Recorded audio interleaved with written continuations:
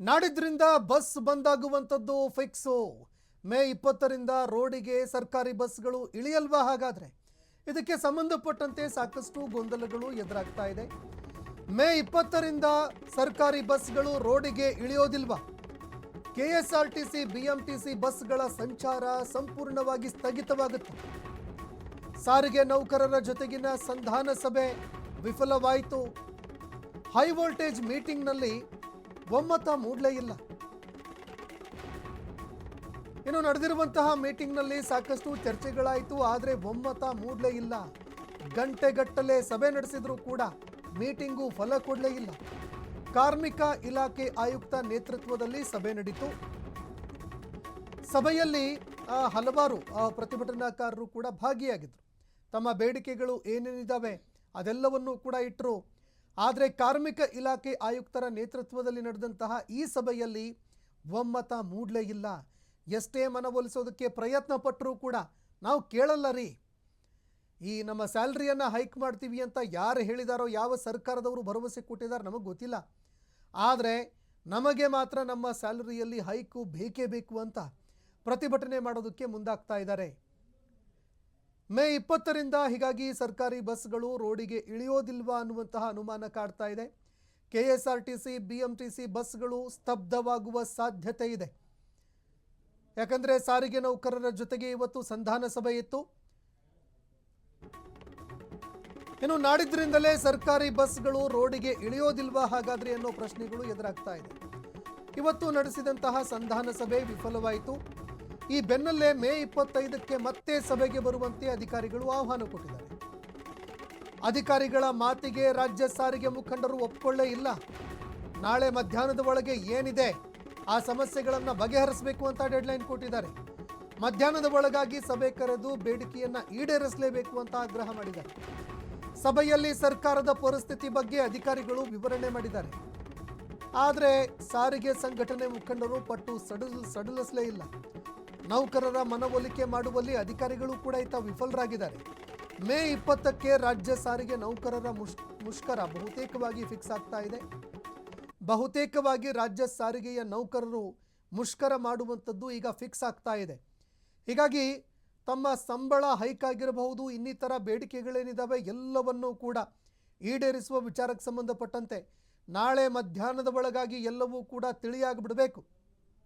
ಒಂದು ವೇಳೆ ನಾಳೆಯ ಮಧ್ಯಾಹ್ನದ ಒಳಗಾಗಿ ನಮ್ಮ ಗಡುವಿನ ಒಳಗೆ ಏನಾದರೂ ಇದಕ್ಕೆ ಸಂಬಂಧಪಟ್ಟಂತೆ ಕ್ರಮ ಕೈಗೊಳ್ಳದೆ ಹೋದರೆ, ಅಥವಾ ನಮ್ಮ ಬೇಡಿಕೆಗಳನ್ನು ಈಡೇರಿಸುವ ವಿಚಾರಕ್ಕೆ ಸಂಬಂಧಪಟ್ಟಂತೆ ಯಾವುದೇ ನಿರ್ಧಾರವನ್ನು ಕೈಗೊಳ್ಳದೇ ಇದ್ದರೆ ಮುಷ್ಕರ ಫಿಕ್ಸ್ ಅಂತ ಎಚ್ಚರಿಕೆ ಕೊಟ್ಟಿದ್ದಾರೆ. ಈ ಬಗ್ಗೆ ಮತ್ತಷ್ಟು ಮಾಹಿತಿ ಕೊಡ್ತಾರೆ ಪ್ರತಿನಿಧಿ ಮಂಜುನಾಥ್, ಫೋನ್ ಸಂಪರ್ಕದಲ್ಲಿ ಜಾಯ್ನ್ ಆಗಿದ್ದಾರೆ.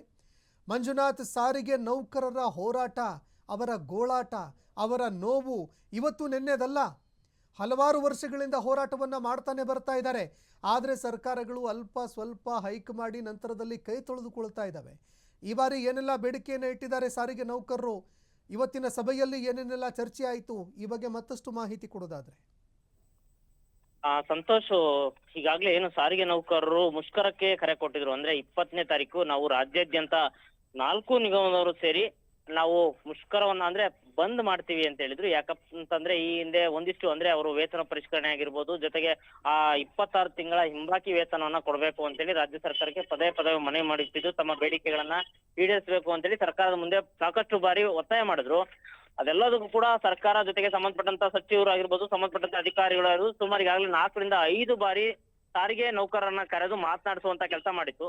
ಆದ್ರೂ ಕೂಡ ಅದೆಲ್ಲದೂ ಕೂಡ ವಿಫಲ ಆಗಿತ್ತು. ಯಾವುದು ಕೂಡ ಅಂದ್ರೆ ಅವರ ಸಕ್ಸಸ್ ಅನ್ನ ಕಂಡಿರಲಿಲ್ಲ. ಅದ್ರ ಬೆನ್ನಲ್ಲೇ ಇದೀಗ 20ನೇ ತಾರೀಕು ಮತ್ತೆ ನಮ್ಗೆ ಎಂದು ಸರ್ಕಾರ ನಮ್ಮ ಬೇಡಿಕೆಗಳನ್ನ ಈಡೇರಿಸಿಲ್ಲ ಅಂತೇಳಿ ನಾವು 20ನೇ ತಾರೀಕು ರಾಜ್ಯಾದ್ಯಂತ 4 ನಿಗಮದವರು ಸೇರಿ ನಾವು ಬಂದ್ ಮಾಡ್ತೀವಿ ಅಂತ ಕರೆಯನ್ನ ಕೊಟ್ಟಿದ್ರು.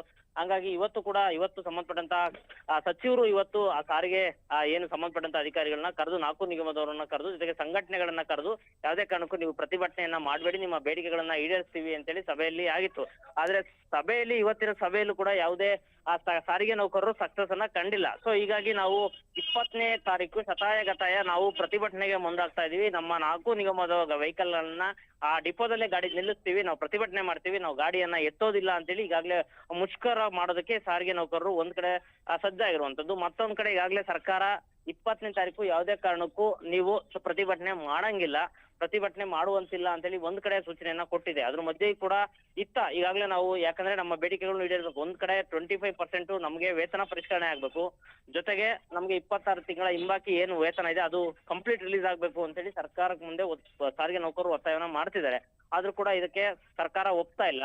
ಸೊ ಹೀಗಾಗಿ ನಾವು ಶತಾಯಗತ 25 ತಾರೀಕು ಸಾರಿಗೆ ನೌಕರರ ಫಿಕ್ಸ್ ಮಾಡ್ತೀವಿ, ನಾವು ವೆಹಿಕಲ್ ನಾವು ಓಡಾಡಕ್ ಬಿಡೋದಿಲ್ಲ, ನಾವು ಬಂದ್ ಮಾಡ್ತೀವಿ ಅಂತ ಹೇಳಿ ಈಗ ಸಾರಿಗೆ ನೌಕರರು ಮುಂದಾಗಿರುವಂತದ್ದು. ವಸಂತ್, ಈಗ ಮಂಜುನಾಥ್, ಮತ್ತೊಂದು ಕಡೆ ಏನು ಸಾರಿಗೆ ನೌಕರರು ನಾವು ಫಿಕ್ಸು ಮಾಡುವಂಥದ್ದು ಅಂತ ಒಂದು ಕಡೆ ಹೇಳ್ತಾ ಇದ್ದಾರೆ, ಮತ್ತೊಂದು ಕಡೆ ನಾಡಿದ್ದು ನಿಜವಾಗ್ಲೂ ಮುಷ್ಕರ ಆಗಿಬಿಟ್ರೆ ಏನಪ್ಪ ಮಾಡೋದು, ಶಾಲಾ ಕಾಲೇಜು ಮತ್ತೊಂದು ಕಡೆ ದೈನಂದಿನ ಕೆಲಸಗಳಿಗೆ ಅಂತ ಸಾರ್ವಜನಿಕರು ಹೋಗಬೇಕು, ಎಲ್ಲ ಸಮಸ್ಯೆಗಳನ್ನು ಕೂಡ ಸಾರ್ವಜನಿಕರು ಹೊರಬೇಕಾಗತ್ತೆ.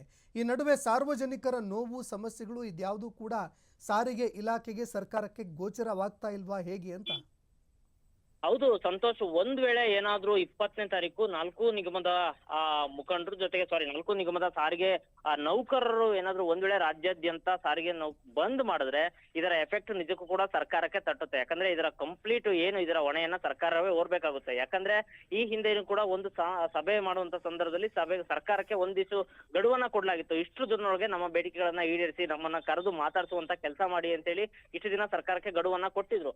ಆದ್ರೂ ಎಲ್ಲೋ ಒಂದ್ ಕಡೆ ಸರ್ಕಾರ ಇವ್ರನ್ನ ಕರೆದು ಮಾಡಿ ಇವರ ಈ ಬೇಡಿಕೆಗಳು ಏನಿದಾವೆ ಅದಕ್ಕೆ ನಾವು ಒಂದಿಷ್ಟು ಇವ್ರನ್ನ ಬೇಡಿಕೆಗಳನ್ನ ಈಡೇರಿಸುವಂತ ಕೆಲಸ ಮಾಡ್ತೀವಿ ಅಂತೇಳಿ ಅವ್ರಿಗೆ ಆಶ್ವಾಸನೆಯನ್ನ ಕೊಡ್ಬೋದಾಯ್ತು, ಅಥವಾ ಲಿಖಿತ ರೂಪದಲ್ಲಾದ್ರೂ ಕೊಡ್ಬೋದಾಯ್ತು. ನಿಮ್ಮ ಬೇಡಿಕೆ ಯಾವುದೇ ಕಾರಣಕ್ಕೂ ನೀವು ಪ್ರತಿಭಟನೆ ಮಾಡಕ್ ಹೋಗ್ಬೇಡಿ, ನಿಮ್ಮ ಬೇಡಿಕೆಗಳೆಲ್ಲ ನಾವು ಮುಂದಿನ ದಿನಗಳಾದ್ರೂ ಈಡೇರಿಸ್ತೀವಿ ಅಂತ ಸರ್ಕಾರ ಮಧ್ಯಸ್ಥಿಕೆ ವಹಿಸಿ ಬಂದ್ನ ತಡಿಬೇಕಾಯ್ತು. ಆದ್ರೆ ಎಲ್ಲ ಒಂದ್ ಕಡೆ ಸರ್ಕಾರ ನಮಗೆ ಎಲ್ಲಿ ವ್ಯತ್ಯಯ ಆಗುತ್ತೋ ಅನ್ನೋ ಕಾರಣಕ್ಕೆ ಈ ಹಿಂದೇಟ್ ಆಗ್ತಾ ಇದೆ, ಇವರ ಬೇಡಿಕೆಗಳನ್ನ ಈಡೇರಿಸ್ತಿಲ್ಲ. ಸೊ ಹೀಗಾಗಿ ರಾಜ್ಯಾದ್ಯಂತ ಬಂದ್ ನಿಂತ್ಕೊಂಡ್ರೆ ಇದರ ಕಂಪ್ಲೀಟ್ ಇದರ ಎಫೆಕ್ಟ್ ಸರ್ಕಾರಕ್ಕೆ ಮುಟ್ಟುತ್ತೆ. ಜೊತೆಗೆ ರಾಜ್ಯಾದ್ಯಂತ ಜನರು ಸರ್ಕಾರದ ವಿರುದ್ಧ ಆಕ್ರೋಶವನ್ನ ಹೊರಹಾಕ್ಬೇಕಾಗುತ್ತೆ. ಧನ್ಯವಾದಗಳು ಮಂಜುನಾಥ್ ನಿಮ್ಮೆಲ್ಲ ಮಾಹಿತಿಗೆ.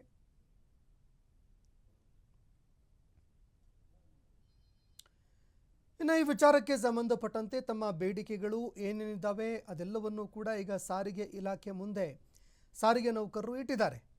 ಮತ್ತೊಂದು ಕಡೆ ಸರ್ಕಾರ ತನ್ನ ಹಠಮಾರಿತನದ ಧೋರಣೆ ಏನಿದೆ ಅದನ್ನು ಮುಂದುವರಿಸ್ತಾ ಇದೆ.